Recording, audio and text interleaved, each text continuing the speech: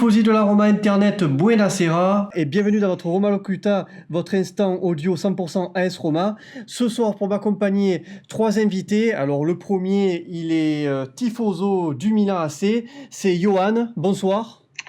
Bonsoir à tous. Alors toi, Johan, tu fais partie, tu es membre de l'AC Milan FR sur Twitter.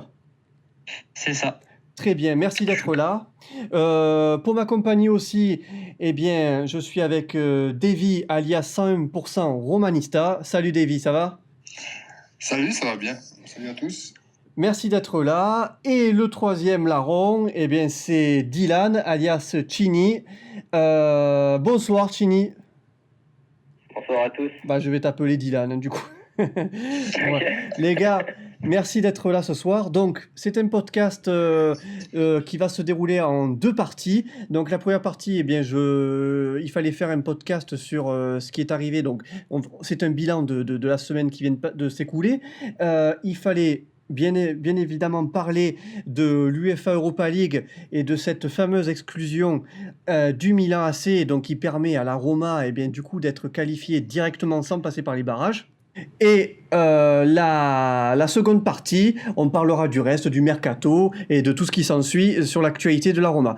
Donc, mon cher Johan, toi qui es tifoso du Milan, qu'est-ce qui s'est passé ? Explique-nous. Le Milan, comme vous le savez tous, s'est fait exclure de l'UEFA Europa League pour manque du respect du fair play financier. Oui. Donc, on va dire qu'il s'est fait exclure, mais dans la réalité, c'est plus un accord entre l'UEFA et le Milan, parce que le Milan cherchait à se faire exclure de cette Europa League qui n'est pas comme la Ligue des Champions, c'est-à-dire qu'elle ne rapporte pas beaucoup d'argent, les droits de TV sont pas énormes, donc c'est plus une compétition, bon, tu joues l'Europe, mais tu gagnes pas grand chose et ça t'alourdit ton calendrier. Mais pourquoi le Milan s'est fait exclure de l'Europa League ? Faut remonter à la période Berlusconi, 2013 exactement, comme on le sait tous, en 2013, Berlusconi a vendu ses meilleurs joueurs, donc Ibrahimovic au PSG pour 20 millions d'euros et Thiago Silva, qui était à l'époque le défenseur le plus cher de l'histoire, à 55 millions, si je ne dis pas de bêtises. Pour le Paris Saint-Germain. Pour le Paris Saint-Germain également, tout ça parce que les bilans financiers de l'AC Milan sont désastreux, ils sont dans le rouge depuis des années, donc il fallait renflouer les caisses. Et donc, pour compenser ces départs, Berlusconi a acheté des erreurs de casting. Je vous rappelle de Matri, 11 millions d'euros de la Juventus. Oui. Bertolacci, 20 millions d'euros. Du Genoa. Je crois qu'il appartenait à la Roma, non ? Il a transité, ouais. Ouais. Je crois que la Rome l'a acheté le soir et puis le matin, elle était à Milan. C'est ça, donc 20 millions d'euros. Alessio Romagnoli, 25 millions d'euros, mais ça, c'est la seule bonne affaire du Milan. Keisuke Honda, qui était libre, mais qui avait un gros salaire, et Carlos Bacca, 30 millions d'euros. Oui. Donc, il y avait aussi Mario Balotelli, mais bon, pas en parler de Mario. Donc, tout ça pour raccrocher donc des jeunes, sauf Matri, bien évidemment, des jeunes, souvent italiens, parce qu'il avait un projet Milan italien, pour continuer sur le Champions League qui n'est jamais arrivé, donc ça a causé la perte de l'AC Milan et les caisses ne sont jamais renflouées, donc il a accumulé beaucoup de pertes jusqu'à devoir décider de vendre le club. Il y avait un premier émissaire thaïlandais, si je me rappelle bien, Bito Jibul, pour renflouer cette caisse, qui devait acheter le club qui devait acheter 49% du club, donc et devenir un actionnaire minoritaire, mais ça ne s'est pas fait, je ne sais plus pourquoi. C'était un bordel inexplicable, et donc on a continué à creuser notre tombe, on va dire. On a fini 6e, 8e, 10e, 7e, 6e puis 6e, et donc Berlusconi a décidé de vendre le club définitivement à des Chinois. Donc tous les Milanistas disaient ouais, on est sauvés, ce qui était vrai sur le papier, parce que quand les Chinois sont arrivés, ils ont acheté André Silva pour 35 millions d'euros. Bonucci, 40 millions d'euros. Oui. Bon, Fabio Borini, 11 millions. Bon, ils ont acheté plein de joueurs, Kalinic, Musacchio. Donc on se disait, on a enfin une équipe compétitive pour la Ligue des Champions après toutes ces années de galère. Et finalement, tout le monde le sait, ce qui s'est passé, c'est que on a été au fond du trou, on a encore fini 6e. Et savoir qu'on ne se qualifie pas à la Ligue des Champions, qui est une compétition qui rapporte beaucoup d'argent à un club. Elle ramasse tellement d'argent qu'elle peut te renflouer des caisses incroyables. Sauf que ça, le déficit accumulé l'été dernier en achetant des André Silva, des trucs comme ça, plus le déficit de Berlusconi, qui était énorme. Il faut savoir que le Milan a failli être en faillite. Donc faillite, ça veut dire plus de club, plus du tout, ou relégation en série D. Donc bon, c'était pas trop notre délire à nous. Bien sûr, ben oui. Et du coup, après il y avait les Chinois avaient fait un prêt à la banque Elliott, si je ne m'abuse pas. Donc comme ils n'ont pas réussi à rembourser leur prêt, Elliott récupère le club. Oui. Après avoir récupéré le club, ils ont aussi récupéré toutes les dettes de l'AC Milan. Et c'était une dette colossale, donc il fallait injecter de l'argent directement au club, ce qu'ils ont fait. Et sauf que ça n'a pas plu à l'UEFA comme d'habitude. Donc comme je dis, pour avoir un club stable, faut mieux faire un pas en arrière et en faire deux en avant. Et c'est ce qui se passe avec l'AC Milan qui ne sort pas du trou. Qui refuse de jouer l'Europa League. Ça, c'est terrible, ça.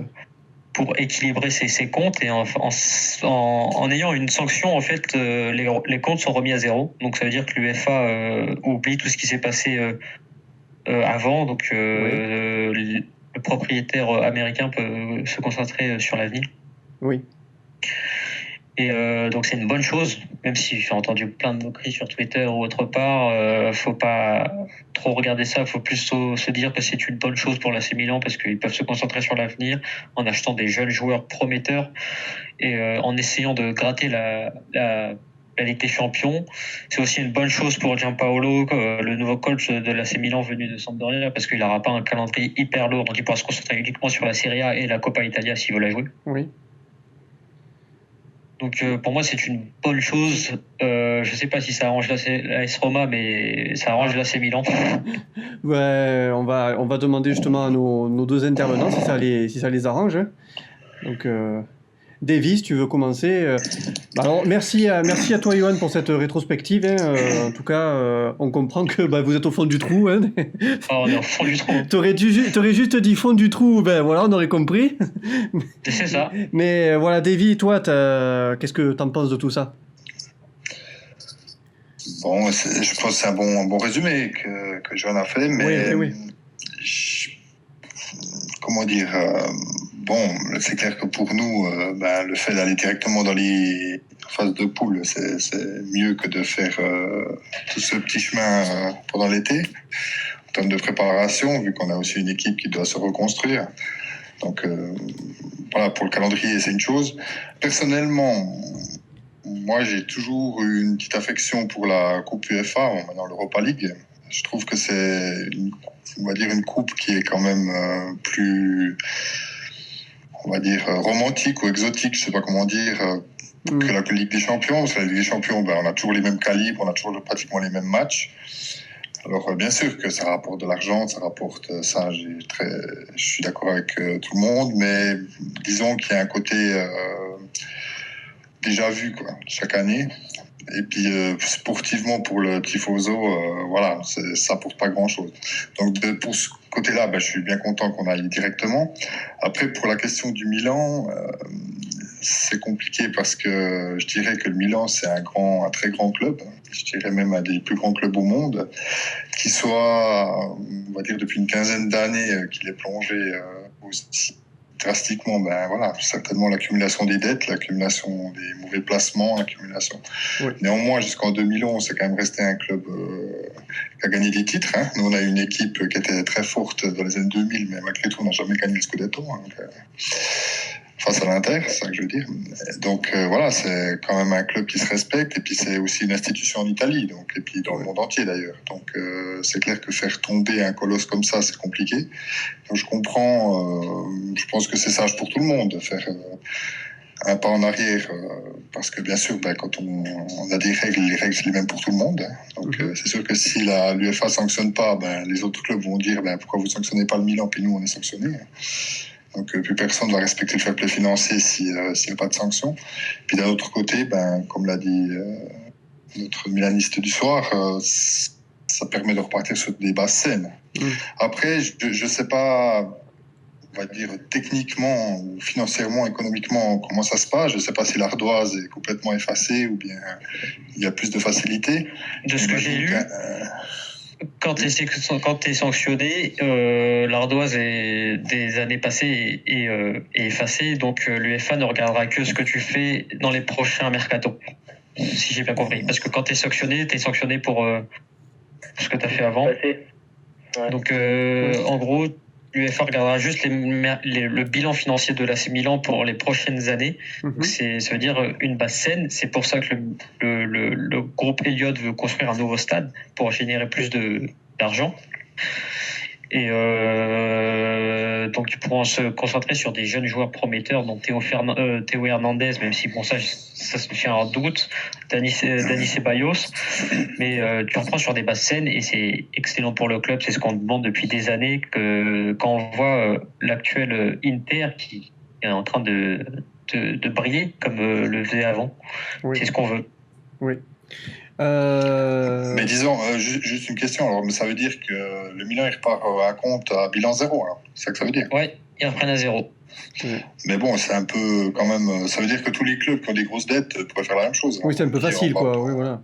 On va pas, cette année on va pas en Coupe Europa, et puis on Coupe Ligue des Champions, et puis l'année suivante on commence à zéro. C'est ça que ça veut dire. Mais sauf que ce que ça veut dire, c'est aussi une perte financière pour l'AC Milan, parce qu'il faut savoir que quand tu es un club de foot, il faut savoir que c'est pas seulement un club de foot, c'est une entreprise. Et savoir que tu es exclu d'Europa League, c'est un gros coup à l'image de marque. Et si tu n'as pas une bonne image de marque, tu n'as pas beaucoup d'entrées au stade, tu n'as pas beaucoup de financiers. Donc, c'est une grosse perte de revenus aussi. En même temps, si tu as un trou de 300 millions, tu n'as pas une bonne image non plus. C'est pas. Tu vois ce que je veux dire? C'est un peu. Ouais, ça me semble un peu facile. Alors, je ne sais pas, je ne suis pas financier, je ne connais pas techniquement, mais si tu le dis, je pense que c'est comme ça. Mais... Dylan, toi, pour le mercato, pour le mercato, je trouve que ça peut impacter pour les joueurs de ne pas jouer de Coupe d'Europe. Ça impacte fortement. Ouais. Oui, bien sûr. Dylan, si tu as un avis, toi, sur cette affaire? Moi, je trouve pour la Roma, c'est bien, parce que je trouve l'Europa League, c'est quand même une Coupe d'Europe. Et si on peut aller le plus loin possible, c'est toujours mieux à l'image pour la Roma. Oui. Et puis la gagner, c'est un peu trop fait quand même, je trouve. Ah bah oui. Complètement.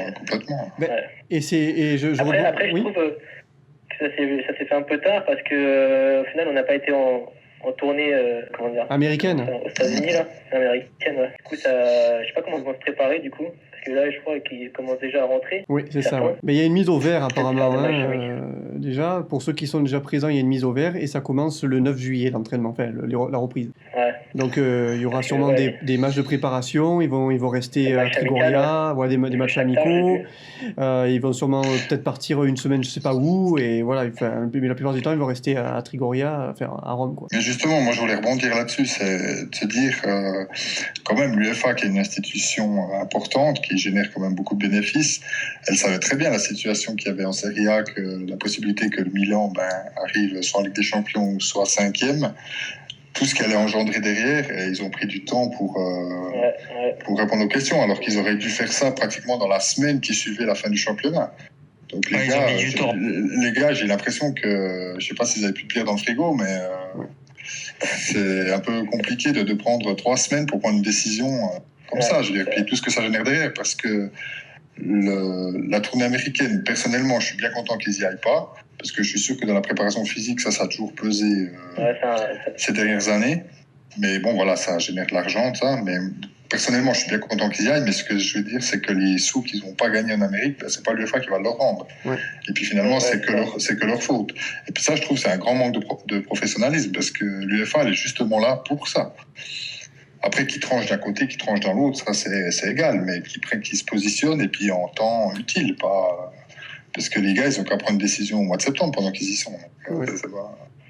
Alors moi j'aimerais rebondir sur les choses que tu as dit, Davy, et toi, Dylan. Vous dites, oui, je suis content qu'on soit en Europa, j'aimerais bien qu'on gagne la coupe, moi je pense comme vous. Et vous, tifosi du Milan, quand on vous lit sur Twitter, vous êtes heureux de ne pas aller en Europe. Alors tandis que pour nous, c'est une catastrophe. Si cette année on n'aurait pas été en Europe, ça aurait été une catastrophe pour nous. Et vous balancez que vous êtes heureux. C'est quand même incroyable. Entre tifosi de clubs, il y en a, ils sont heureux de ne pas aller en Europe, il y en a, ils sont pas heureux. Non, on est heureux de ne pas aller en Europa League. Si c'était avec des champions, là, on serait tous en train de Ah filer. oui, d'accord, mais nous, on est heureux d'aller en Europa League. La Roma, parce que déjà, ça permet au club de reprendre sur des bonnes bases, avoir un bilan financier stable et pouvoir oui, ça c'est vrai. essayer de se concentrer sur le mercato, parce que si on mais j'ai lu des tweets comme quoi c'était une coupe de merde, que ça vous êtes content de pas y aller. Enfin, moi, je vous trouve quand même assez excessif là-dessus. Hein, la coupe de merde, j'étais d'accord il y a quelques années, mais je trouve qu'elle a gagné en prestige l'Europa League, surtout parce qu'il y a des grands clubs qui jouent. Il y a la qualif directe en Ligue des Champions quand tu la gagnes. Donc c'est une coupe maintenant qui est devenue prestigieuse. Certes, elle est moins prestigieuse qu'avec des champions, mais pour moi, elle a gagné en prestige, ce qui était le contraire il y a quelques années.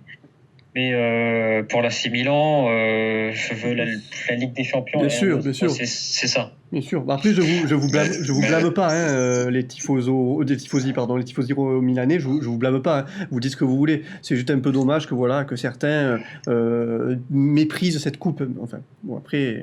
Mais si je peux dire un mot là-dessus, je vais pas me mettre à la place du milaniste, mais je pense aussi qu'il y a une différence de calibre dans le sens que le Milan a gagné 7 fois la Ligue des Champions, le Milan a gagné plusieurs fois la Coupe des Coupes, et le Milan n'a jamais gagné la Coupe UEFA, ce qui est presque un paradoxe.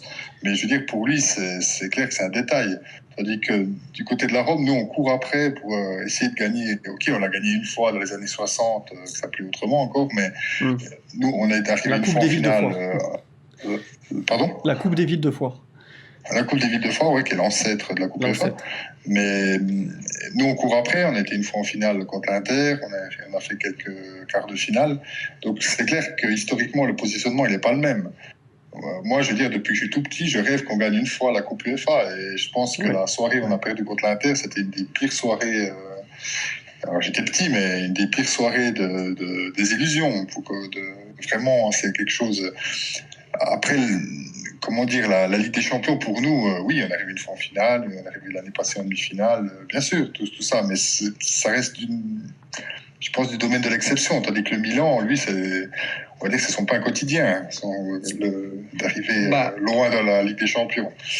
Donc, avant 2000... Oui, non, bien sûr, on peut pas ces dernières années, mais je veux dire que le Milan, il a une dimension pour ça, quoi.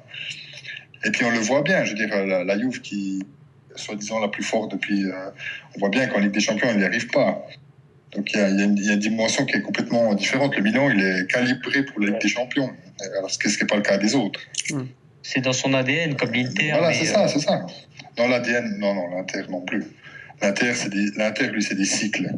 Mais tu as dit que le Milan, lui, à chaque fois qu'il y va, il est quand même toujours présent. Il ne gagne pas à chaque fois, mais il est quand même toujours, on va dire, un os dur pour tout le monde, quoi. Messieurs, alors donc du coup le Milan est exclu, nous sommes qualifiés directement et le Torino a pris notre place. Qu'est-ce que vous en pensez brièvement de ça? Moi, personnellement, je trouve que c'est une belle récompense pour la belle saison du Torino qui puisse à nouveau participer à une Coupe d'Europe. Je suis content aussi parce qu'ils ont des bons joueurs, ils ont des jeunes ils ont des joueurs prometteurs. J'aime beaucoup leur défenseur brésilien, je ne me rappelle plus de son nom. Et Belotti, hein, je suis Florenzo. Non, mais c'est vrai qu'ils ont fait. Ah, il y a Izzo aussi chez eux, et franchement, comme un défenseur, je trouve il est bon. Izzo, oui. Bon. Après, même pour eux, là, au final, la préparation, ça a été un peu. Du coup, c'est un peu à la dernière minute, quoi. Ah oui, il y a cette histoire aussi où du coup le Milan nous mis la pression par rapport à ça parce que du coup on devait commencer les barrages le 27-28 juillet et puis finalement c'est vrai que on a un peu comment dire posé problème au Torino à la Roma pour oui. préparation physique. Bon, du coup, nous maintenant, on est exempté de ça, mais c'est vrai que le Torino maintenant est un peu dans la galère d'accélérer le mouvement. Et de se dépêcher aussi pour le mercato, pour rapatrier les joueurs aux entraînements. Ouais, ça va pas être une mince affaire tout ça pour le Torino. Messieurs, vous avez un dernier mot, un dernier avis par rapport à toute cette histoire Personnellement, je pense que, comme j'ai dit avant, je suis très content que la Rome aille en Coupe UEFA, en Europa League. Maintenant, j'espère surtout qu'on la jouera à fond, maintenant qu'on a la chance de pouvoir commencer directement dans les poules. Et puis que ce serait un beau trophée qui manque depuis très très longtemps. Surtout que le championnat s'annonce déjà très compliqué. Donc voilà. Ouais. Un très beau... Oui, Dylan ? Je trouve que rien n'est infaisable. Quand tu vois Marseille qui a été finaliste il y a 2 ans, je me dis que si on la joue bien, on peut aller plus loin possible.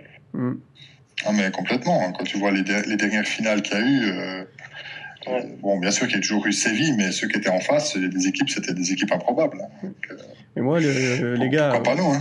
Les gars, moi, contre Lyon, en dernière fois en Europa League, on n'aurait pas dû perdre contre eux.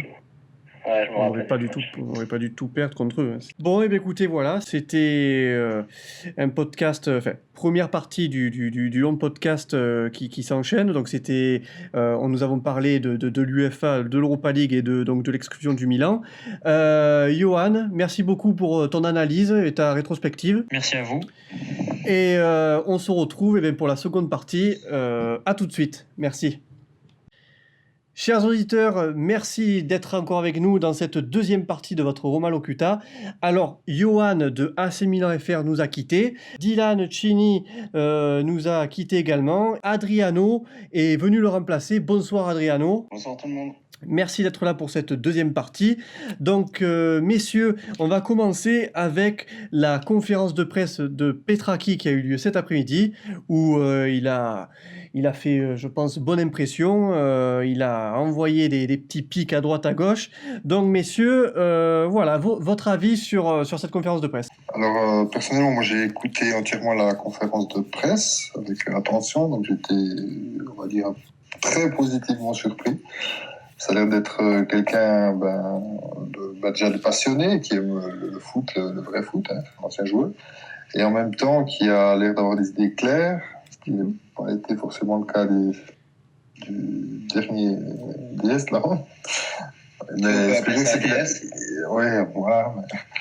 Mais non, mais ce que je veux dire par là, c'est qu'il a l'air vraiment d'avoir les pieds sur terre et de vouloir faire des choses très concrètes et pas de faire rêver les gens juste pour les faire rêver sans rien derrière.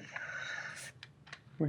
Il n'y a pas eu de langue de bois de sa part. Hein. Il a dit les choses avec de la retenue forcément parce que voilà, il est devant les médias et que même lui, par rapport au club, il y a des principes de clauses confidentielles, voilà. Mais il n'a pas mâché ses mots quand même. Voilà, il a parlé notamment de Dzeko, par exemple. Alors moi, ce que j'ai apprécié, c'est quand on a discuté en aparté. Moi, ce que j'ai beaucoup apprécié, c'est que pour une fois, il y a un directeur sportif qui parle clairement, qui développe ses réponses, qui ne laisse pas des réponses à choix multiples, interprétations ou je ne sais pas quoi.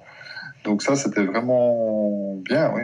Comme je dis, ça m'a vraiment positivement surpris qu'il soit vraiment si concret, quoi.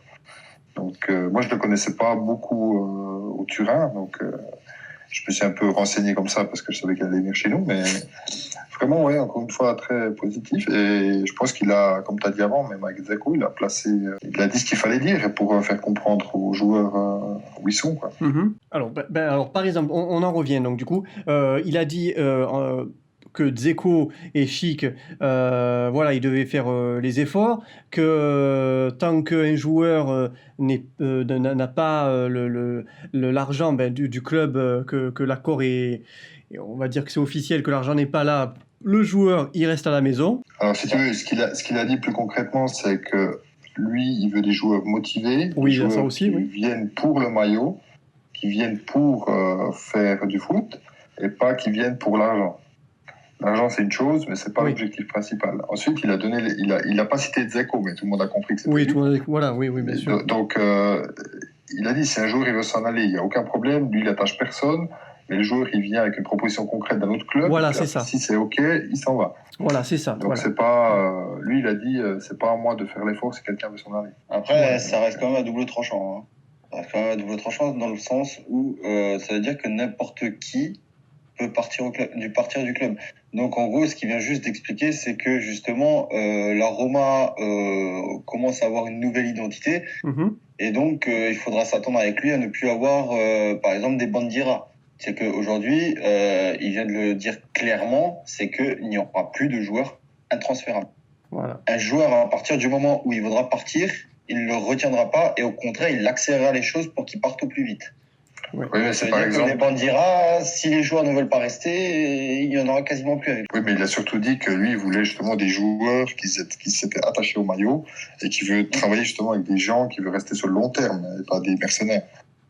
Donc, donc il a dit justement, celui-là qui veut s'en aller, il peut s'en aller, il n'y a aucun problème, mais c'est à lui de faire l'effort d'aller chercher un club. Bon, après, tu peux très bien être un joueur motivé qui arrive, et puis après, au bout d'un an, vouloir partir, et ne plus... Ouais. Ah non, mais ça, bien sûr, bien sûr. Donc, mais disons que le fond de la chose, c'était quand même de dire que lui, il veut des joueurs motivés. Oui. Il veut pas des échos qui errent sur le terrain et puis ils choisissent leur match. Quoi. Donc des mecs qui sont motivés, qui veulent le prouver, qui en veulent et puis qui ont envie de jouer. Voilà, et plutôt des jeunes apparemment. Oui, non, pas vraiment des jeunes. Il a dit qu'il va quand même faire un mixte. Et c'est ce que, en fait, ce que j'aime bien avec Petraki, c'est que il valide ce que j'ai toujours dit dans les podcasts depuis qu'on a commencé à les faire, c'est que pour ma part, la plus grosse erreur l'année dernière, c'est d'avoir éjecté tous les joueurs expérimentés et de n'avoir mis que des jeunes. Il a dit tu peux pas placer 11 jeunes qui n'ont aucune responsabilité du travail à faire sur le terrain sans un mec d'expérience sur chaque ligne qui va pouvoir apporter des consignes,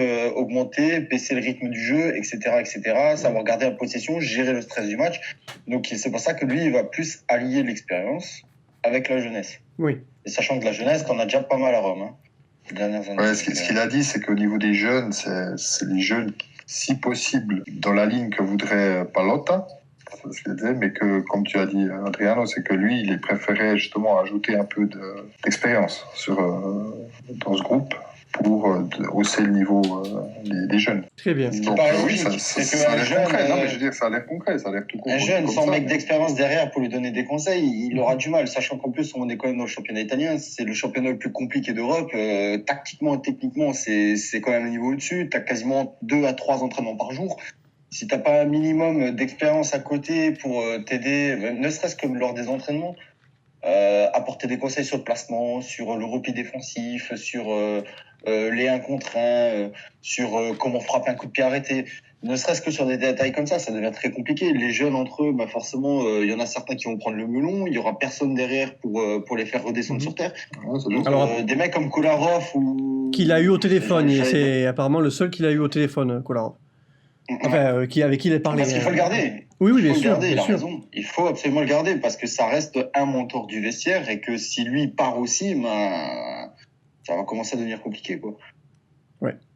En ce qui concerne le cas Florenzi. Moi, j'ai trouvé que sur le cas Florenzi, il a été très, on va dire, dans la ligne administrative du club. Dans le sens qu'il a dit, voilà, c'est le capitaine, c'est le Romain, tout ça. Et puis en même temps, on nous annonce qu'il n'est pas intransférable. J'ai trouvé un peu... J'ai trouvé qu'il a dit ce que tout le monde voulait entendre, mais j'ai l'impression que malgré tout, il n'a pas l'air... En gros, pour moi, le message qu'il a voulu apporter, c'est de dire, voilà, mec, t'es quelqu'un d'important au club, t'es Romain de sang, t'es capitaine d'une certaine lignée, c'est bien, c'est beau, mais au bout d'un moment, si tu commences pas à mouiller le maillot comme il y a 2-3 ans, tu dégages. Ouais, c'est ça. Et en gros, en fait, il veut juste pas répéter les erreurs passées, c'est de foutre des mecs sur le terrain parce qu'ils ont des années d'expérience au club, juste parce qu'ils ont des années d'expérience au club. Au bout d'un moment, si t'as plus le niveau, tu laisses ta place. Et il a totalement raison de penser comme ça. Oui, parce qu'il est de loin par la carrure des précédents, hein, donc lui, il a encore tout à prouver. C'est clair. Oui. C'est clair. Oui. Donc, comme tu dis, je pense que c'est aussi pour pas qu'ils se montent le melon, quoi, les mecs. Quoi. Il a également parlé de l'affaire Barella, du coup que il y avait des accords entre le club de Cagliari et la Roma, mais bon, apparemment Barella, lui, veut l'Inter, donc Petracchi, il a dit, bah écoute, si toi tu veux l'Inter, eh ben, pas de problème, on enterre ton dossier. Il a également tendu un peu la main à Higuaín. Ouais, bon, alors Higuaín, il y aurait un accord qui serait trouvé avec la Juventus, c'est déjà fait, ce serait pour 2 ans de prêt avec une option d'achat. Oui. 2 ans de prêt payant, donc on payerait 12 millions d'euros sur les 2 années. Et en échange de ça, sur les 2 années, la Juve prendrait 70% du salaire de Gonzalo en charge. Parce que voilà, 8 millions d'euros, tu peux pas te les permettre de te les payer quand t'es Rome. Et maintenant, ben, on attend juste le joueur. Le joueur ne veut pas, pour le moment. Il attend de voir si une offre d'un meilleur club viendrait à sa porte. Et si jamais ça ne vient pas, il dira oui à la Roma. C'est comme ça. Ouais, bah justement, on est dans le cas typique de ce que veut pas Petracchi. Donc, voilà, c'est ça. Donc, à mon avis, c'est que Petracchi va lui laisser peut-être encore 2-3 jours de répit. Et le mec, tu donnes pas de réponse, tu dégages. Exactement, parce que ça, c'est le mec, va pas le prendre s'il veut pas venir. Quoi. Si tu dis non, ok, bah, tu dis non, ciao, passe ton chemin. Alors, ça va. Sachant que c'est intéressant, tu vois, tu dis que tu payes même pas 2 millions de salaire, tu vois, pour un mec de son envergure, tu dis qu'en plus Rome, voilà, c'est un peu comme Naples, c'est la même ambiance, il a moyen de réussir, tu vois, de se relancer, donc. Après, tout le monde a son avis sur Higuaín, mais pour moi, il est fini. Hein. Je veux dire, il va venir chez nous. Ah ben, s'il vient avec, bon, ça va être un peu compliqué, mais s'il vient avec une bonne préparation physique et une motivation, c'est un joueur qui peut claquer 15 buts. Déjà. La motivation, elle est déjà pas. Oui. Bah, je pense qu'il faudrait lui donner un peu ses financiers. Ouais, mais je crois pas que c'est chez nous qu'il faut qu'il vienne pour faire ça. Non, et puis même. Vous avez un mec qui a envie, quoi. Bah, il a déjà gagné l'Europa League avec. Il a gagné l'Europa League avec Chelsea l'année précédente, donc il va se retaper encore une Europa League. Ouais, mais bon, j'ai envie de dire, l'Europa League, c'est pas grâce à Higuaín que Chelsea l'a gagné. Oui, exactement, c'est Giroud devant qui a fait tout le taf. Hein. Donc, le gars, il est arrivé là par hasard, quoi. Voilà, c'est ça. C'est parce que Sarri s'est dit, tiens, je vais retenter un coup de chance avec lui, et au final, ça n'a pas fonctionné. Oh, je dis, pour moi, il est fini, quoi. Je veux dire, ça, c'est. Oui. Pour moi, je pense pas qu'il viendra, parce que si vraiment Petracchi est cohérent avec ce qu'il a dit aujourd'hui, il va pas le prendre, parce qu'il n'a pas envie de venir. Okay. C'est le même cas que pour Barella, hein. Je veux dire, le gars, il veut pas venir, bah, ciao, bye. Mais en même temps, pour Barella, moi, je trouve que le cas est un peu différent, dans le sens que quand on écoute ce qu'a dit le président du Cagliari, quand on écoute ce qu'a dit Petracchi, moi, j'ai plutôt l'impression que le Cagliari, il a utilisé la Rome pour essayer de faire monter les enchères du côté de la. Ah oui, mais clairement. Et puis c'est tout, mais il s'est dit, bon, bah, si jamais l'Inter ne le prend pas, bah, il va à Rome, et puis comme ça, on se prend quand même des sous. Quoi. C'est ça, c'est que, en plus, sachant que dans le dossier, c'est que Cagliari avait un accord trouvé avec l'Inter. Et que 24 heures après, la Roma est venue en disant, moi, je le pose 36 millions avec des frais. Et donc, il s'est dit, bah, vu que l'Inter est intéressé, je vais accepter l'offre de la Roma, et l'Inter derrière va surenchérir. Sauf le Conte, il a dit, non, c'est ça ou rien. Déjà qu'on propose plus de salaire que la Roma aux joueurs. Donc, au bout d'un moment, il ne faut pas déconner. Et donc, il a refusé d'enchérir derrière. Et l'autre derrière, il a espéré encore pendant 10 jours. Ouais, c'est donc, voilà. Oui. C'est tout. Voilà. Mais Barella, il ne viendra jamais. Et puis même, moi, honnêtement, mettre des 50 millions sur des joueurs de 20 ans, il faut arrêter les conneries. Les mecs, ils n'ont rien prouvé, ils ont fait 20 jeux. Comme il l'a expliqué très bien avec le cas Zaniolo. Voilà, Zaniolo, oui. Il faut arrêter de mettre les mecs de 20 ans qui ont fait 15 matchs de Serie A sur des piédestals. Il faut les laisser progresser dans un environnement sain. C'est que quand tu regardes rien qu'en France, pourquoi les 3/4 des jeunes prometteurs se pètent les dents, c'est parce qu'on les surmédiatise trop. Et c'est ce qu'on est en train de faire avec Barella. C'est que derrière, ok, il a fait une saison stratosphérique avec Cagliari, mais derrière, rien ne garantit qu'à 50 millions de transferts, le mec il réussisse à l'Inter. C'est pas la même ambiance, c'est pas la même pression, c'est pas le même effectif, c'est pas le même entraîneur. Non, puis t'as raison, il faut chez nous mettre 50 millions pour un joueur comme ça. On en achète trop. C'est bien, tu dégraisses avec des frêles. Tu dégraisses avec des frêles, tu vois, c'est bien. Mais d'un côté, tu dis que même sans des frêles, ça reste quand même encore 35 millions à sortir, quoi. Donc ça fait beaucoup pour un joueur qui en a rien prouvé, quoi. Ouais, puis, exactement. Il n'a rien prouvé, mais c'est même comme Zaner, là, t'as dit. Hein. C'est des mecs qui n'ont rien prouvé, quoi. Mais là, je veux dire, pour moi, on était simplement à faire valoir pour faire monter les enchères, c'est tout. Mais sur le fond, moi, je suis bien content qu'ils ne viennent pas. Parce que, encore une fois, comme Petraki l'a dit, les gars, ils ne sont pas motivés. Le dossier est clos, quoi. Ciao, bye. J'ai assez de joueurs, hein, Puis surtout avec les montants qu'on parle, quoi. Je veux dire, avec 50 millions, tu achètes 3 bons, quoi. Ouais, c'est clair. Oui. Pas déconner non plus, quoi. Et du coup, il a également parlé du cas Manolas en disant que c'était bien lui et son agent qui voulaient partir, mais qu'il est content du cas Diawara qui lui a signalé qu'il voulait pas partir en vacances et qu'il vienne s'entraîner. Voilà. Et ça lui a plu à Petraki, cette initiative. Ouais, après, de toute façon, Manolas, il fallait s'y attendre qu'il parte. Hein. Moi, honnêtement, j'adore ce joueur. Pour moi, c'est un monstre. Il fait partie des top 5 des meilleurs centraux au monde, tu vois. Mais au bout d'un moment, le coup du Zénith, il y a 2 ans, je l'ai toujours pas digéré. T'as peut-être marqué l'empreinte du club en faisant passer la plus belle soirée que nous, on a vécue de notre vie, tu vois, avec la qualification contre Barcelone. Mais ça n'arrange pas tout. Et c'est pour ça que, je sais pas si tu as vu sur Twitter, Johan Crochet a retweeté le message d'un gamin de la Primavera des U17 qui disait que certes tu as été le meilleur défenseur central cette dernière saison, certes tu nous as fait rêver contre Barcelone, mais au bout d'un moment, mec, t'es pas intransférable. On préfère des Aldaïr ou des Samuel plutôt que toi, parce que eux au moins ils auront mouillé le maillot correctement, tu vois, et sans arrière-pensée de tremplin et de pognon et de surenchérissement. Ça oui et non, montre un peu la mentalité du joueur.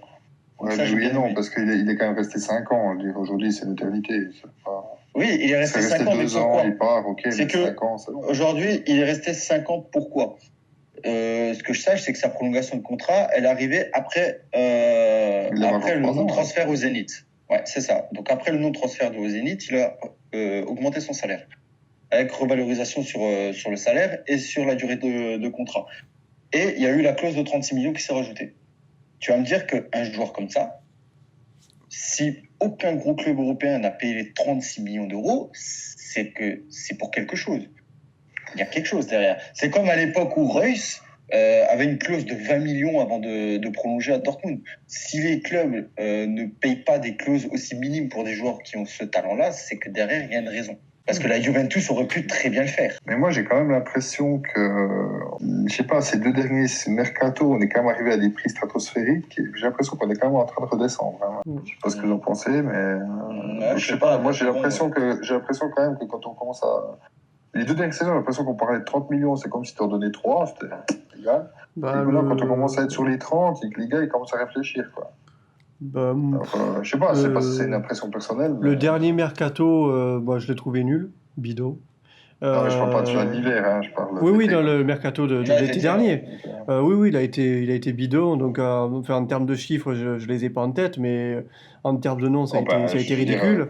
Et là, on est en refonte. Neymar, tout ça, t'as mis des millions, quoi. Je veux dire. Ça, c'est peut-être des cas extrêmes, mais de dire, on est arrivé dans des proportions qui sont complètement... Là, tu prends juste City qui vient de signer un nouveau défenseur à 70 millions. Oui, c'est ça. Puis l'Atlético, qui a acheté un joueur à, je sais plus, de 90 millions, si je crois. Après, on parle de City, qui est tout le temps en Ligue des Champions, qui est détenu par le Qatar. Je suis d'accord avec toi, mais c'est eux qui ont pété les valeurs sur le mercato. Hein. C'est ce genre de club. Hein, parce que justement, ils ont des fonds infinis. Donc, pour en plus les droits TV en Angleterre, je t'en parle même pas. Donc, eux, 90 milliards d'euros. Mais ce que je vous dis justement, c'est qu'en Italie, le rendement, il n'est pas si élevé. Donc, du coup, on parle de 36 millions, les gars... Je suis d'accord et pas d'accord. C'est que je suis d'accord avec toi sur les valeurs des joueurs étrangers. Mais j'ai l'impression que, par contre, au niveau des joueurs italiens, ils blindent à mort. Hein, parce que des Barella, Zaniolo à 80-90 millions, ça, il y a 4-5 ans, tu ne le voyais pas. Ça, c'était il n'y a encore personne qui les a donnés. Hein. Oui, on est d'accord. Mais ce que je veux dire, c'est qu'ils veulent quand même tenter le coup, tu vois. Il y a 4-5 ans, un Zaniolo ou un Barella, même après 10 ou 15 bons matchs en Serie A, il aurait été donné pour 4-5 millions avec un droit de rachat à 10 millions derrière. Donc, c'est vrai. Tu vois quand même qu'ils essayent quand même de blinder les jeunes parce qu'ils savent qu'il y a une génération dorée qui se met en place. Mais par contre, les internationaux et les étrangers, là, par contre, ils n'ont plus rien à foutre. C'est vas-y, je te fais 30 millions et puis dégage. Et pourquoi ? Parce que souvent, les étrangers, quand ils viennent en Italie, ils veulent des plus gros salaires. Donc, c'est aussi par rapport à ça. C'est que derrière, s'ils peuvent les dégager, ça dégage beaucoup plus de masse salariale qu'un joueur italien. Ah, c'est clairement, hein, clairement. Messieurs, en tout cas, il y a de la bonne analyse, là, c'est un très très bon débat. Donc, pour terminer, donc vous, Petracchi, c'est une bonne pioche pour la Roma, de l'avoir signé. Alors, personnellement, je suis très content. Ouais. Pour moi, c'est la meilleure recrue. Tu ne pourras pas faire mieux sur ce mercato. Parce que tu as enfin un mec qui a des couilles.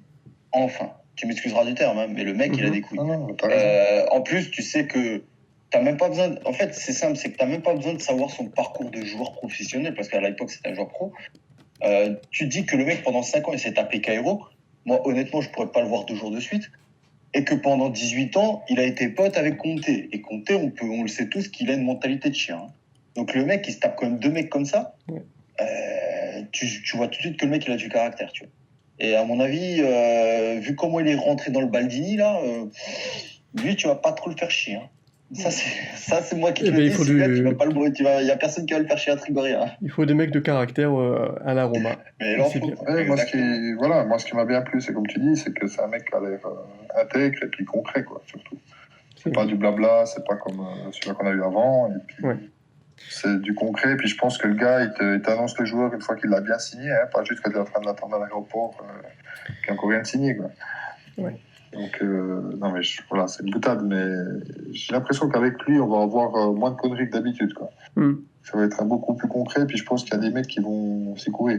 Et puis, juste pour terminer sur Petracchi, moi, ce qui m'a bien plu aussi, c'est quand il a parlé de sa dualité avec Fonseca, qui prenait un jeu offensif, un jeu agressif, un jeu où on est tout de suite sur le pressing, sur le ballon, pour récupérer le ballon. Donc on voit quand même que si c'est vraiment comme ça, il y a une symbiose, et puis c'est quand même prometteur pour avoir du spectacle, quoi. Qui a manqué quand même ces 2 dernières années, malgré la Ligue des Champions, tout ça, mais en termes de spectacle... Tu peux être sûr qu'avec un mec comme ça, l'Europa League, tu vas la jouer pour la gagner, hein, et pas juste pour aller arriver en quart de finale. Ça, c'est clair et net. Hein. Ça serait, et pareil pour la Copa. Hein. La Copa italienne, c'est pareil. Hein. Tu peux être sûr que le mec, il va te dire de la jouer pour la gagner. Et ça, c'est bien, tu vois, parce que c'est par les petits trophées. C'est en gagnant des petits trophées intermédiaires comme ça. Bon, l'Europa League, ça reste quand même une Coupe d'Europe, mais bon, on va pas se mentir, c'est la petite. Franchement, moi, je serais déjà heureux. Hein. Ouais, on est d'accord, on serait déjà heureux, mais bon, malheureusement, tout le monde ne pense pas comme ça. Mais c'est à force de gagner des petits trophées comme ça que tu te construis une certaine mentalité. Et c'est avec des mentalités comme ça que derrière, tu vas aller concurrencer la Juve. Ouais. La Juve a été habituée en gagnant quoi? En raflant la Coupe d'Italie tous les ans. Et après, c'est arrivé au Scudetti, et maintenant, ça fait 7-8 ans que les mecs, ils vont gagner. Ils gagnent le Scudetti tous les ans. Donc, nous, étant donné qu'on n'a pas cette mentalité, il faut se la façonner. Il faut la construire. Comme il l'a dit, il n'y a pas de toit sans fondation. Donc, c'est en travaillant sur les petites compétitions, en essayant de les gagner, en installant une certaine mentalité gagnante, que derrière, tu peux aller jouer le titre, que tu peux aller jouer la Ligue des Champions, que tu peux commencer à rivaliser avec les grands d'Europe. C'est un pas après pas. Et je pense que d'où vient l'année 0, comme il le précisait dans l'interview. Bon, sincèrement, personnellement, je crois que pour la Rome, il n'y a pas de petit trophée, parce que ça fait tellement longtemps qu'on est en disette que tout trophée ira très bien. Mais ce que je veux dire, c'est que nous, on n'est pas un club non plus qui est... On n'a pas assez de continuité, c'est ça. Il n'y a pas assez de... Les années Capello, là, ça a vraiment été quelque chose d'important, parce que les investissements, en même temps, il y a quelqu'un de sérieux. Il y a eu aussi les années Spalletti, quand on a lutté contre l'Inter, où là, il y avait vraiment, une force continue. Mais ces dernières années, le fait de changer tout le temps l'équipe, révolutionner toujours l'équipe, et j'espère justement avec Petracchi qu'on va changer ça, qu'il va nous construire une équipe sur 3, 4, 5 ans pour commencer à gagner ces petites coupes, comme tu dis ça, même si moi ça me plaise très bien. Ah oui, ça serait bien de pouvoir gagner pour gravir les échelons petit à petit. Messieurs, donc on a bien parlé de Petracchi et puis de vos analyses très, très approfondies. On va passer au point mercato. Donc, messieurs, ce que je vous propose, et à vous, chers auditeurs, c'est le Buzz Mercato. Donc, c'est très simple, je vous l'expliquer en off, mais on va l'expliquer aux auditeurs. C'est qu'on va parler d'un joueur entre 3 et 5 minutes. Vous allez me donner donc l'avis sur, alors, qu'il soit à la Roma encore, ou sur le point de partir, ou bien un joueur qui est préposé à venir chez nous. Je vous dis les noms. on en discute. Je vais surtout vous laisser en débattre entre vous deux. Donc, on discute du joueur. Et ensuite, vous entendrez un petit buzzer. Donc, ce buzzer, voilà, quand il retentira, c'est-à-dire que la dernière personne qui est en train de parler devra écourter, devra terminer, écourter, et ensuite on passera à un autre joueur. Voilà. Messieurs, on va commencer le buzz mercato, et on va commencer avec Stéphane El Shaarawy, messieurs. Alors, Stéphane El Shaarawy, c'est une proposition de la Chine. Qui est revenu, hein. Voilà, la Chine est revenue sur lui. Qui est revenu. Alors, personnellement, je trouve que c'était certainement le meilleur, ou en tout cas un des meilleurs. C'est un des cadres de l'équipe. Donc, personnellement, j'espère qu'il ne va pas partir. Parce que, comme on le disait avant, il faut quand même qu'on garde des gars d'expérience. Après, c'est toujours la même chose. L'attrait de l'argent, mais après, c'est aller en Chine. C'est un autre monde.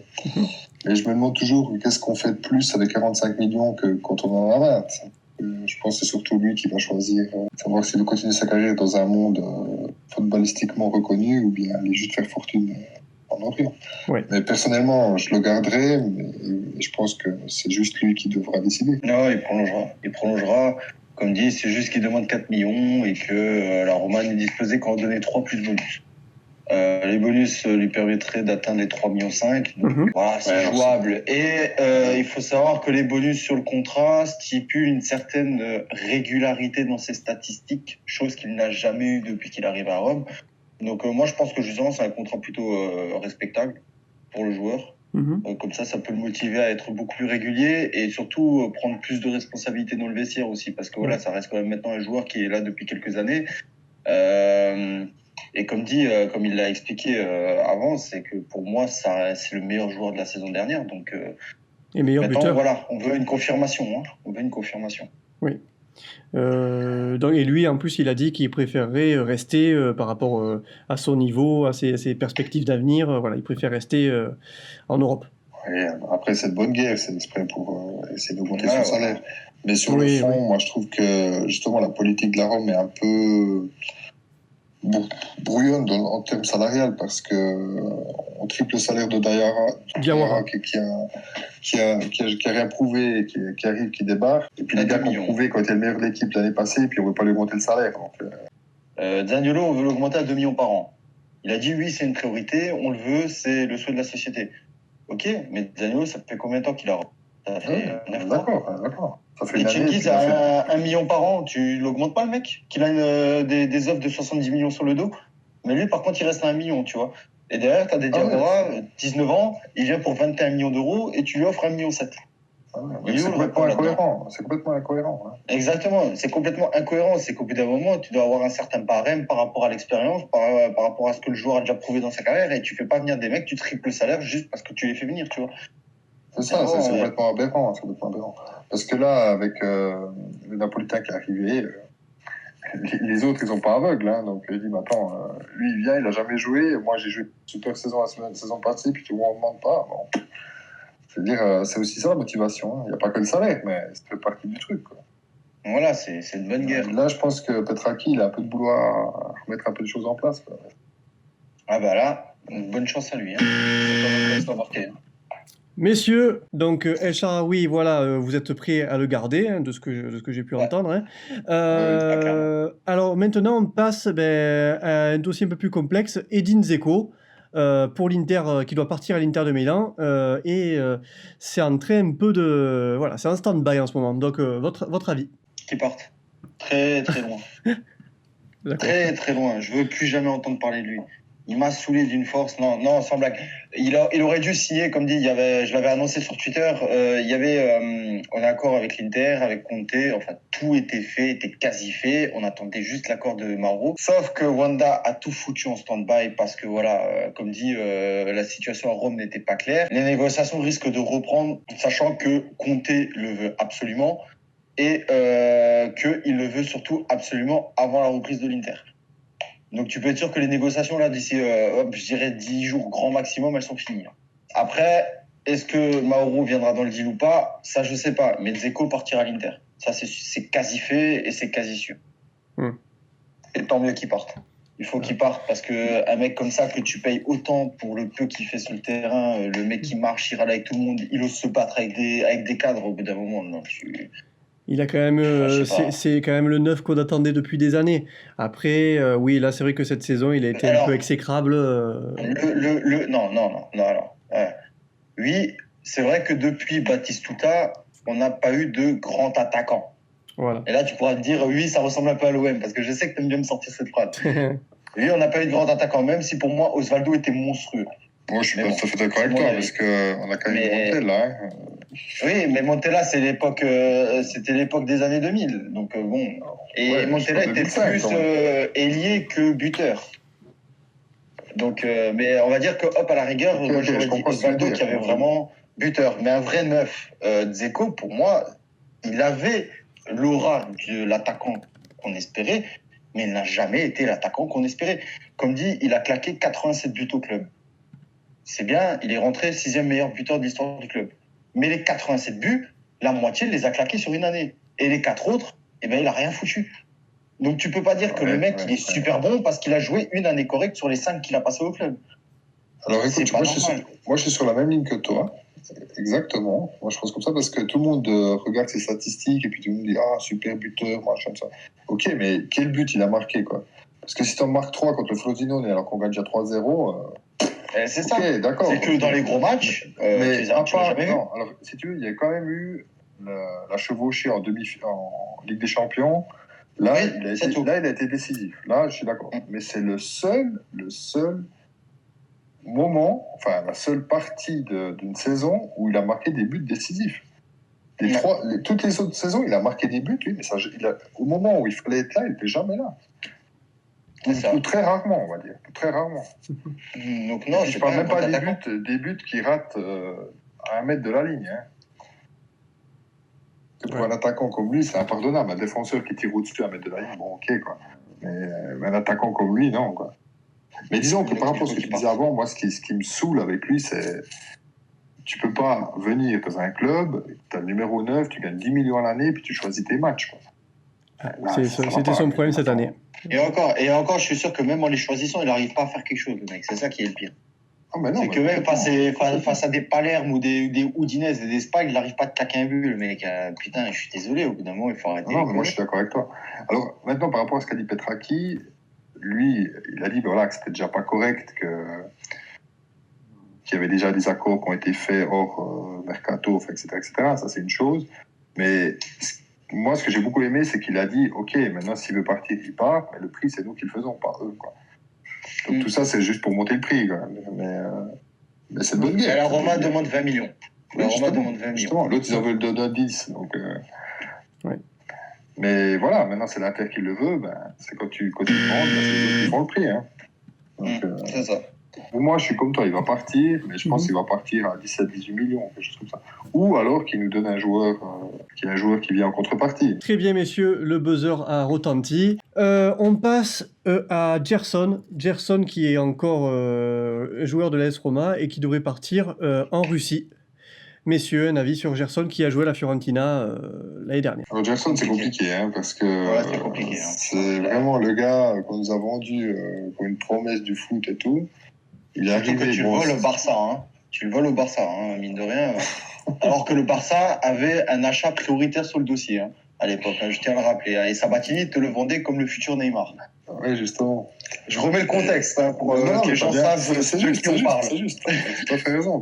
C'est exactement ça. Quand il lui a envoyé le maillot de la Rome avec le numéro 10 en disant que ce serait le futur après Totti. Mais vraiment, c'est le gars... moi, il m'a jamais dérangé quand il était à la Rome, quand il a fait... Voilà, il est jeune et tout. Mais en même temps, on voit que finalement, il n'a jamais été à sa place. Donc, c'est bien qu'on l'ait prêté à la Fiorentina. Et puis, je pense que c'est bien cette année, vu qu'on veut changer l'équipe, qu'on le vende. Après, disons que c'est un peu lui qui est un peu... oui, non, parce qu'un jour, il parle, lendemain, il ne veut plus partir. Je ne sais pas si c'est son entourage, son agent, je ne sais rien. Mais disons que depuis qu'on a commencé à lire un peu les destinations, je pense qu'on doit être à la 3e depuis 3 semaines. Mais ça reflète un peu la saison dernière. Hein. C'est que la saison dernière, Une fois tous les 2 mois, il disait je reste à la FIO. Après, il disait ouais, mais je compte revenir à Rome me poser. 2 mois après, il était ouais, mais au final, j'ai discuté avec le président, je veux quand même rester à la FIO encore une année. Mais déjà pendant toute la saison, le mec, il était pas certain de son futur. Tu peux pas construire un projet. Voilà, c'est ça. Tu peux pas construire un projet avec un mec qui sait même pas ce qu'il va faire la saison prochaine, tu vois. Donc, j'ai l'impression qu'il sait pas ce qu'il veut, le gars. Non, mais je suis complètement d'accord avec toi. C'est mieux qu'il parte. Très bien, messieurs. Bon, ben, on arrête là. Voilà, il a droit à son buzzer, Gerson. Messieurs, on passe maintenant à Oumar Sadiq, qui est parti au Partizan Belgrade. Donc voilà, votre avis sur Sadiq. Comme vous avez pu voir sur les photos, il avait l'air très content d'être au Partizan. Oui. Exact. Il a l'air très heureux. Non, mais lui, j'ai jamais compris. C'est que Garçadeko, il te l'a lancé. Mais même quand il te l'a lancé, c'est ok, il a mis 2 buts en 2 matchs, mais c'était des buts à mort moelleux, là, vraiment renard des surfaces à 2 mètres de la ligne. Et ils te l'ont vendu comme le futur neuf de la Roma, machin. J'ai jamais compris le délire. Le mec, je le trouve mais tellement mauvais que putain, même Steven Gerrard, il l'a pris au bout de 2 jours. Il a dit ouais, mais au final, je regrette de l'avoir pris, quoi. Non, donc au bout d'un moment, non, il faut qu'il dégage lui aussi, c'est pas possible. Ah ben là, moi, ça dit qu'il fait penser à... Il y a une quinzaine d'années, il y avait un jeune qui s'appelait Lambros Koutos, qui était dans la Primavera. Donc, je pense que pendant 5 ans, c'est pareil, on nous l'a vendu en disant « Ah, c'est le futur numéro 9. » Je crois qu'il a fait 1 match de la première équipe. Donc là, ça dit que ça me fait exactement le même effet, quoi. C'est le gars qu'on nous a vendu. Au moins, lui, il a marqué 2 ou 3 buts, là. Mais, ouais, et il avait sauvé des points, par contre, à l'époque, lui. Hein. Oui, non, mais après, je me pose la question, c'est toujours la même chose. C'est des jeunes. Est-ce qu'on devrait leur donner plus la chance pour essayer au lieu de les trimballer à droite, à gauche, je ne sais pas. Mais disons que, voilà. En tout cas, encore une fois, il n'avait pas l'air super content d'être à Belgrade. Mais... C'est vrai. Tu m'étonnes. J'ai envie de dire, encore, tu vois, tu vas, bon, certes, en Écosse, mais tu te dis, t'es coaché par Gerrard, c'est une légende et tout, machin, bon... Ok, c'est pas non plus la destination qui fait le plus rêver, tu vois, mais tu te dis, bon, bah, t'es coaché par une légende, tu peux que l'apprendre, tu vois. Mais partir à Belgrade, j'avoue que, putain, je tombe en dépression, hein. Oui, ça, c'est sûr. Ouais. Non, puis surtout que, je sais pas si vous aviez vu, là, quand ils ont fait la visite médicale, et quand ils s'étaient pointés avec le maillot du Celtic, donc le Celtic qui appartient aussi à Palotte. Donc le gars tout souriant, tout content d'être là et tout, puis 2 semaines après, à Belgrade. En même temps, on n'est pas là pour faire des sentiments, hein. On est là pour que l'équipe elle gagne. Messieurs, là, un plus gros morceau là. Maintenant, on va parler de Gonzalo Higuaín à la Juventus. Il pose problème parce que la Juve serait prêt donc à nous le passer en prêt, tout ça, à faire le salaire. Et lui, voilà, il met des bâtons dans les roues. Votre avis sur Gonzalo Higuaín? Comme disait avant, le gars, il n'a pas envie de venir. C'est pas la peine de qu'on le prenne. C'est même pas ça. C'est qu'il est vieux, il en surpoids, il avance plus, il est fini, le mec. Il faut arrêter les conneries. La Roma, il faut qu'on arrête d'être une maison de retraite au bout d'un moment. Il faut une équipe compétitive. Et pour être compétitif, eh ben, il faut un grand neuf. Voilà, déjà pour commencer, il faut un neuf qui te 30 buts par saison. Voilà, donc moi, au bout d'un moment, je suis désolé, mais tu me vends des Bellotti, tu me vends des Icardi toute la saison pour me finir avec Higuaín. Évidemment, il faut arrêter de déconner, quoi. On n'est pas, comme dit, on n'est pas une maison de retraite. Stop, au bout d'un moment, d'arrêter de prendre tous les mecs qui sont en fin de saison ou en fin de carrière parce qu'ils sont loupés toute la saison. Non, stop. Au bout d'un moment, il faut aussi maintenant qu'on commence à prendre de l'ambition et de se dire, ben voilà, nous aussi, on veut un grand attaquant. On veut un attaquant qui claque 40 buts par saison. Ouais, puis, moi, voilà, en 2 mots, je dirais, il est fini, il n'est pas motivé, donc je ne vois pas pourquoi on parle de lui. Oui. Bon, pour vous, messieurs, Higuaín, alors moi, personnellement, j'aimerais bien l'avoir. Moi, j'aimerais bien qu'il vienne, mais il faudrait qu'il fasse une bonne préparation physique. C'est un joueur qui peut apporter, si il est pas mal, il peut apporter plus d'une quinzaine de buts sur une saison. Je rêve peut-être, mais voilà, je pense qu'il peut nous apporter quelque chose. Mais il faut qu'il ait cette motivation de venir. Voilà. C'est un avis. Ouais, c'est pas bien parti. Hein. Pour l'instant, c'est vrai que c'est pas bien parti. Et puis même, en fait, voilà. Higuaín, c'est pas votre tasse de thé. Allez, on passe à un autre aussi. Je pense que là aussi, vous avez un peu c'est Nicolo Barella. Pareil, qui veut pas venir. Donc voilà, pareil, donc pas envie de venir, il peut rester où il est. Ou aller à l'Inter, sans problème. Mais ça serait une bonne recrue pour nous, Nicolo Barella. Non. Oui, mais pas à ce prix-là. Pas à ce prix-là. Non, moi honnêtement, non. Même, c'est pas au niveau de la mentalité, c'est pas une bonne recrue. Non, je crois que tu as raison. Le mec, il a trop pris le melon cette saison. En plus, maintenant, il est titulaire avec la squadra. Ça, c'est le genre de mec, c'est jamais bon à l'avoir dans un vestiaire. Ah oui, carrément. Après,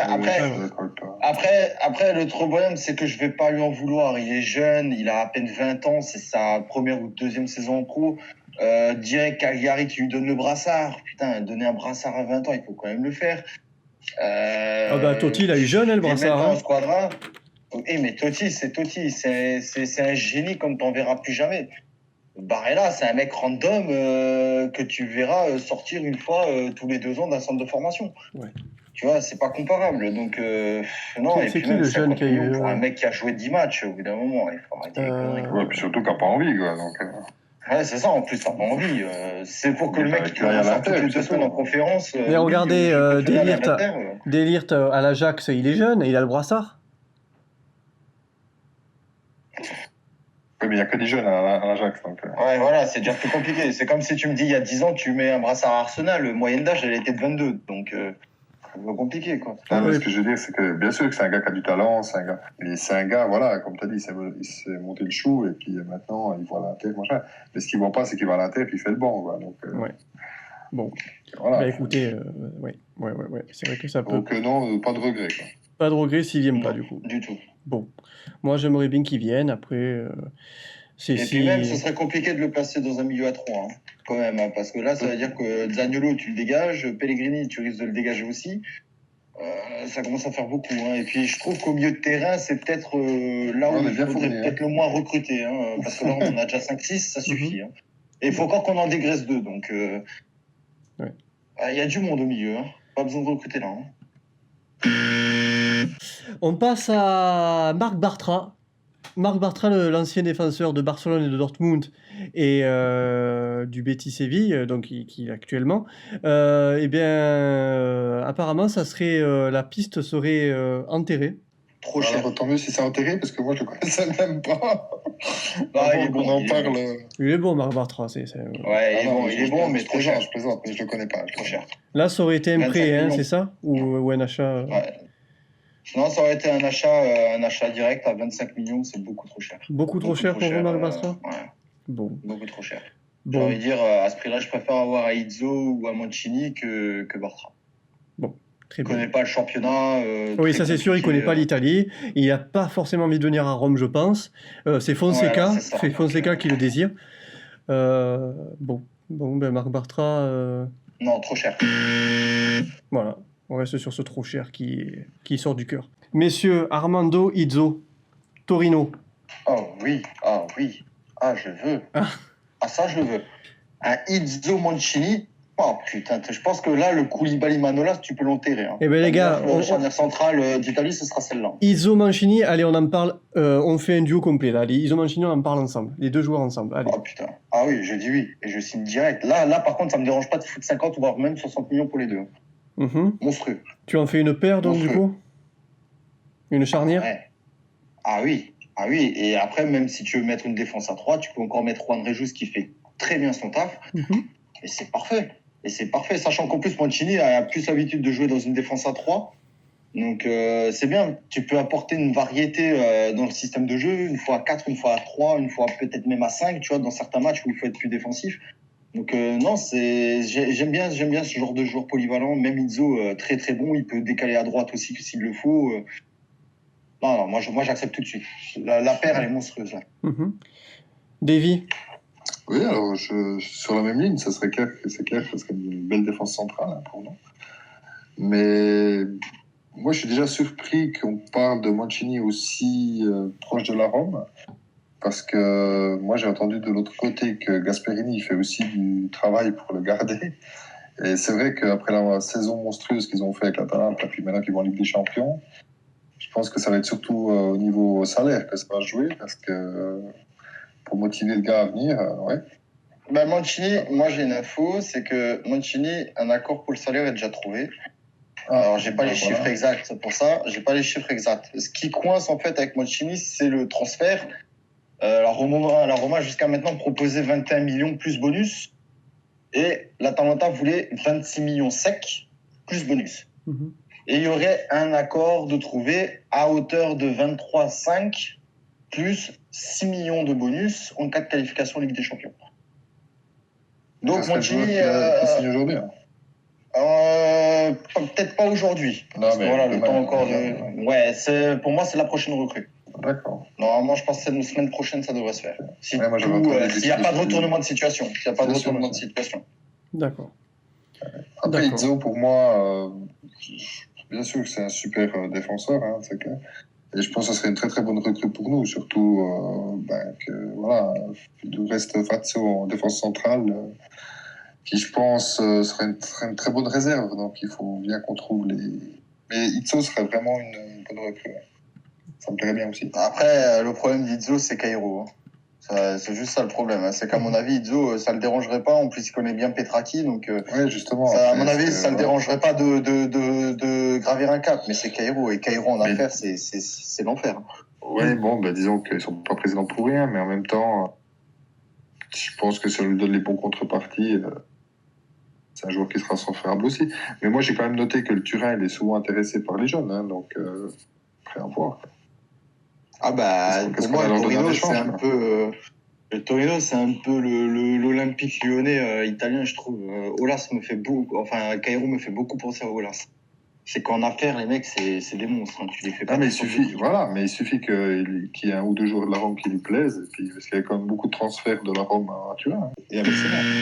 Très bien, messieurs. Écoutez, apparemment, ça a l'air d'être votre charnière centrale, hein, ces deux joueurs. Oui, et en plus, petite précision, c'est que si tu arrives à recruter les deux, tu as une charnière, tu as une défense 100% italienne. Hein. D'accord. C'est vrai. Avec Spinazzola et Florenzi, et peut-être Mirante s'il reste, ou Mattia Perrine, tu as une défense 100% italienne. Hein. Donc ça, c'est beau. D'accord. Ouais. Un nom aussi qui est apparu, c'est Toby Alderweireld, le défenseur de Tottenham. Tottenham, c'est quand même le finaliste des champions. Hein. Ensuite, je ne sais pas si vous aviez noté, c'est que l'année passée, Tottenham n'a fait aucun transfert, ni achat, ni entrée, ni sortie. Ça lui a quand même amené en Ligue des Champions, en finale des champions. Ça, j'admire beaucoup. Donc, moi, je ne peux pas dire que je le connais très bien, ce joueur, mais je me rappelle quelques matchs du Tottenham. Où je l'ai vu, mais disons que je pense que ça ne serait pas mal de l'avoir. Hein. Ça dépend au prix, moi, je dis. C'est ça, oui, ça dépend au prix.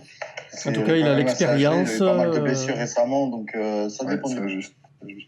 Alors là, il sort d'une finale de Ligue des Champions. Est-ce que pour vous, venir à Rome, qui joue l'Europa League, il régresserait un petit peu? Non, ça vous... Je pense pas. Je pense qu'il se lance un nouveau défi. C'est un nouveau challenge. C'est ça. Et puis j'ai envie de dire, quand tu as gagné avec des champions, tu as tout gagné. Donc, Il a 30 ans. Non, il a pas gagné la Ligue des Champions. Hein. Ouais, finaliste. Finaliste. Hein. Mais je pense qu'à 30 ans, voilà, après tout dépend des perspectives que lui donne le Tottenham. Mais s'il n'en a pas là-bas, je pense que la Rome, c'est un bon... Après, c'est toujours la même chose. C'est clair qu'il ne faut pas mettre 15 millions sur un joueur comme ça. Hein. Très bien. Mais je pense que ça peut être un bon... Avec Fazio, ça peut être deux bonnes réserves. Une bonne... ouais. Pour la défense. Après, ça ferait beaucoup de... Si on entend tous ces noms, ça ferait beaucoup de noms quand même qui viennent en défense. Hein. Oui, mais il y en a quand même pas mal à dégraisser. Les 15 drops, ils peuvent s'en aller. Hein. Oui. Donc, messieurs, je disais, il y a beaucoup de noms de défense parce qu'il y a aussi le nom de... Alors, désolé si je le prononce mal. Ionut Nedelkaru, défenseur roumain qui joue actuellement en Russie. Ouais. Voilà, son nom est... mais ça, c'est typique le genre de joueur que Palota veut acheter, qui ne coûte pas grand-chose pour les faire progresser, pour les revendre dans 2-3 ans.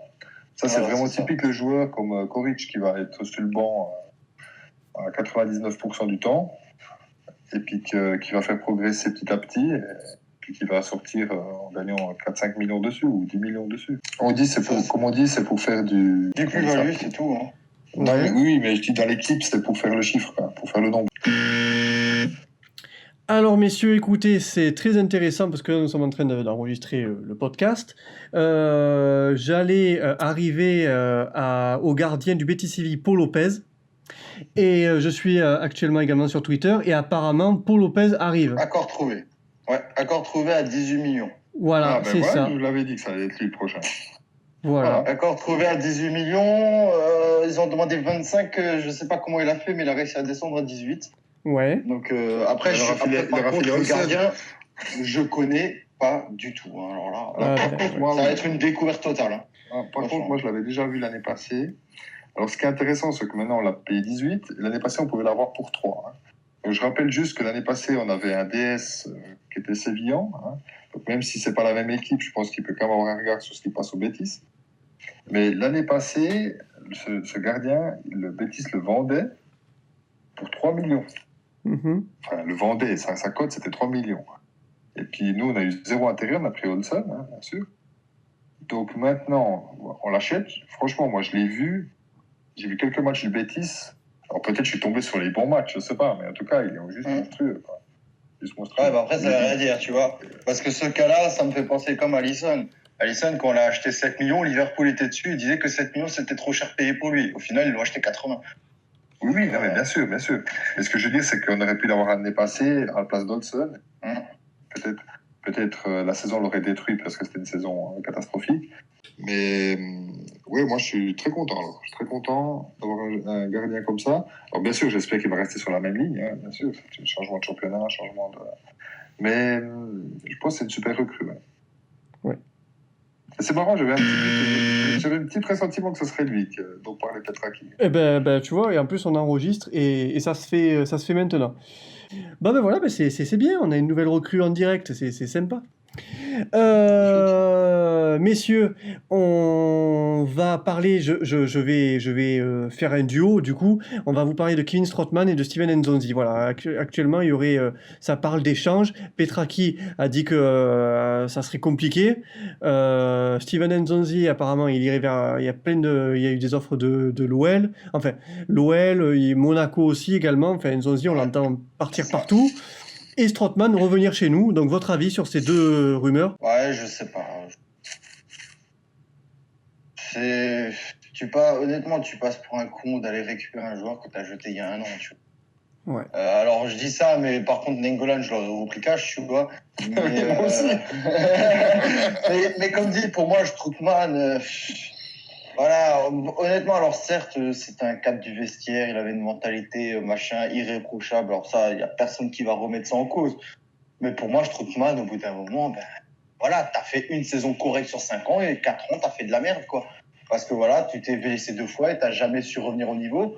Donc, honnêtement, sur le plan sportif, ça a peut-être été la meilleure vente de la Roma la saison dernière. Et le récupérer aujourd'hui, alors qu'il a encore moins prouvé à l'OM que ce qu'il a prouvé sur les 4 dernières années à Rome, non, au bout d'un moment, non. C'est pour récupérer un boulet alors que t'en enlèves un, tu gagneras au final. Donc, non, au bout d'un moment, ils veulent Nzonzi, ils l'achètent au prix sec.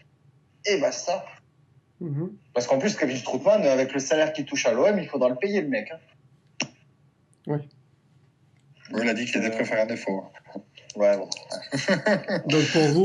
écoute, personnellement, alors vraiment ça n'engage que moi, mais moi je séparais quand même le cas Nainggolan de Strootman. Nainggolan, il a dit tout de suite, la Rome est en train de me vendre contre mon gré. Moi je ne veux pas partir, ils sont en train de me vendre. Ça, il l'a dit tout de suite. Strootman, on l'a eu, il fait le premier match à Turin qu'on gagne. Donc l'OM fait cette proposition alors que le marché entrant est fermé, et puis notre super Monchi le vend. Strootman, qui a quand même le dernier mot, dit oui. Alors il gagne plus à l'OM qu'il gagne à la Rome, ok. Et je veux dire, le gars, il est parti quand on avait besoin de lui, quoi. Donc pour moi, maintenant, il peut rester où il est. Je veux dire, les gars, tu peux pas t'en aller quand t'as envie, puis maintenant tu reviens parce que finalement c'était quand même mieux à la Rome, quoi. Donc pour moi, il peut rester où il est. Et puis après, pour le cas Nzonzi, le gars, comment il se comporte, c'est exactement ce qu'a dit Petraki. Les gars qui sont pas motivés, ils peuvent s'en aller, quoi. Donc, alors attention, parce que Nzonzi, il y a eu pas mal de révélations aussi sur le dossier. Hein. C'est que oui, mais bon, le gars, la Roma a pas mal géré le cas aussi. Non, mais je suis d'accord avec toi, mais le gars qui se présente pas au visite médicale, le gars qui justement, ce que ça a été précisé, c'est que déjà, depuis 3-4 mois, il a eu pas mal de retard de salaire. Bon, tu vas me dire, le mec est millionnaire, donc pour un retard de salaire, il va pas oui, voilà. Et que ensuite, pourquoi il s'est pas présenté à la visite médicale, c'est que apparemment, il aurait demandé une prolongation de vacances d'une semaine. Il n'a jamais eu de réponse de la part de la société. Et donc, étant donné qu'il n'a jamais eu de réponse, il a pris ça pour un 8. D'où le pourquoi il n'est pas venu à la visite médicale. Non, mais c'est quand même... Oui, mais t'as pas de réponse, tu prends pas ça pour un 8. Quoi. Justement, donc je dis, le gars, il fait un peu comme il veut. Quoi. Donc, à mon avis, je pense que c'est typiquement dans les gars que parlait de Petrakis cet après-midi. Si tu veux t'en aller, tu vas chercher un club, et puis après, tu viens avec une offre, et puis ciao, bye. Quoi. Donc, pour moi, Monzondi, je pense pas que c'est l'apôtre de la motivation pour la renaissance de la Rome. Hein. Très bien, messieurs. Bon, Nzonzi peut partir. Strootman ne reviendra pas, selon vos Par choix. contre, Nainggolan, s'il y a une offre, je suis d'accord. Mais il y avait... On est qu'au début du mercato. Hein. Messieurs, écoutez, on va terminer avec un joueur que moi personnellement j'apprécie et que j'espère que ce sera la recrue de l'année prochaine s'il part pas, c'est Javier Pastore. Voilà, on termine avec lui, messieurs. Il le survend tellement sur Twitter que limite il va commencer à me faire croire que c'est vrai. Vous allez voir. C'est juste. Donc il a eu des propositions de la Chine qu'il a refusé. Il a dit je veux rester à Rome. Ah mais c'est sûr qu'avec le salaire qui se prend à Rome. Moi comme je l'avais dit l'année dernière, c'est que c'est le mec qui manquait au milieu de terrain parce que t'as pas eu de remplaçant de Pjanic. Dans son rôle à lui, dans son registre à lui, c'est le premier remplaçant de Pjanic. Et le problème, c'est les blessures. Parce que ce mec, évidemment, il respire le football, ce mec. Il est monstrueux à son top niveau. C'est pour moi peut-être l'un des meilleurs 10 actuels. Mais tu peux pas te permettre de jouer avec un handicapé sur pattes. C'est pas possible. Le mec, il joue peut-être 4 matchs dans l'année, quoi. Et tu payes ça 3 millions. 6. Ah ouais, en plus. Autant pour moi. Non, mais c'est le deuxième plus gros salaire après Dzeko. Pour passer à l'infirmerie, quoi. C'est beau. Non, mais le gars, comme tu dis, il est bourré de talent, mais le gars, il fait 2 matchs, puis 2 matchs super, puis dans les 2 matchs, il joue plus 20 minutes. Donc, voilà. Enfin, je sais que Rabal n'est pas d'accord, mais pour moi, il peut aller en Chine. C'est délicat, oui, il a l'un des plus gros salaires du club, il a encore 4 ans, mais je pense qu'il peut nous apporter quelque chose l'année prochaine. Moi, je signe, et je l'espère, qu'il va apporter ce qu'il va amener l'année précédente. En 10, il est technique, il est fort. Ouais, mais moi, j'ai l'impression que c'est quand même un joueur qui marche beaucoup au mental. Parce que. Oui. Je sais pas si vous vous souvenez, quand la Rome est allée à Pilsen, là, en République tchèque, pour faire ce dernier match de poule en Ligue des Champions. Alors, je suis d'accord qu'on avait 11 morts vivants sur le terrain, les gars, ils n'étaient pas motivés à part Manolas. Les gars, ils étaient pas. On perd 2-1 là-bas. Il y a quand même des sous quand on gagne un match, en Ligue des Champions. Le gars, il le fait entrer, mais j'ai jamais vu un joueur aussi en piteux état. Et je pense que c'était mentalement, le gars qui était complètement vidé. Complètement. Mais je me dis, un gars à ce niveau, à son âge, un professionnel comme lui, comment on peut en arriver là, quoi. Au bout d'un moment, c'est lui-même qui doit se motiver, quoi. Alors je me dis, soit il bouffe les euros tellement rapidement, enfin il gagne des euros tellement rapidement qu'il n'arrive même plus à avoir le ballon, ou soit vraiment il y a un problème dans la tête, quoi. Ouais. Tu vas en penser, mais physiquement c'est déjà un problème, et puis motivation, encore une fois, j'ai pas l'impression que c'est lui non plus qui va apporter le souffle salvateur pour l'année prochaine, quoi. Non, il faut qu'il parte. Il faut qu'il parte, salarialement, ça va faire un bien fou. Rien que pour le salaire, quoi. Je veux dire, c'est une offre et tout, il faut... De toute façon, on récupère étant donné que De Rossi est parti et que Dzeko a baissé son salaire à 4, ça reste quand même le plus gros salaire du club. Hein. Donc, évidemment, payer un mec autant pour que le voir une fois Dzeko, il s'en va. Oui, Dzeko s'en va. C'est compliqué, hein, donc... Et Nzonzi s'en va aussi. Nzonzi devrait partir également. Le message que tu envoies au reste du vestiaire, c'est que tu dis que le gros salaire, il est à l'infirmerie, quoi. Ah, mais c'est exactement ça. Exactement ça. Et puis surtout qu'avec ce qu'on économisera avec lui, tu peux en acheter 2-3 des bons. Hein. Ouais. Comment ? Donc voilà. Après, moi j'ai l'impression qu'à Rome, on a toujours ce problème comme s'il fallait toujours un gros nom, un gars qui fait le buzz, qui est toujours dans la presse comme ça. Mais on s'en fout de ça. Il faut des gars motivés et puis des gars qui ont envie de jouer, c'est tout. Je m'en fous, moi, ça s'appelle Pastore. C'était un caprice de Massara, ça. Donc, oui. Voilà. Puis quand tu vois ce qu'il nous a fait louper pour son caprice. Ouais, ça aussi. Bon, messieurs, on a à peu près, on a fini le buzz mercato. Juste pour vous signaler, la Roma 24 Punto It vient de lâcher que apparemment les négociations de Gerson Dynamo, voilà, c'est mort. Hein. Deux bonnes nouvelles dans la même soirée, c'est pas mal. Voilà. Écoutez, messieurs, j'espère que cette soirée vous a plu, cette soirée podcast. Les auditeurs, j'espère que les auditeurs seront contents de nous avoir écoutés. Et voilà, c'était un bilan de la semaine qui s'est écoulée avec l'exclusion du Milan, la Roma qui passe directement en Europa League, le Torino en barrage, on a parlé de Petracchi et on a fait un petit rétrospective mercato. Voilà. Je remercie du coup Johan de AC Milan FR qui est venu dans la première partie. Je remercie également Dylan alias Chini qui était dans la première partie également. Davy, merci beaucoup. Merci à toi. Et Adriano, merci à toi aussi. Au plaisir, comme d'habitude. Et voilà, écoutez, merci de nous avoir écoutés et à très vite. Ciao. Ciao. Ciao, à bientôt.